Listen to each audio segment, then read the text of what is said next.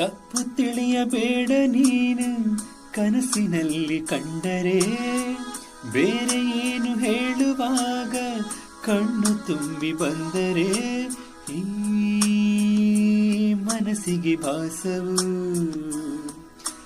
ಅಲ್ಲಿ ನೀನು ನನ್ನ ಕೂಗಿದಂತೆ. ಸಣ್ಣ ಸಲ್ಲಾಪವನ್ನು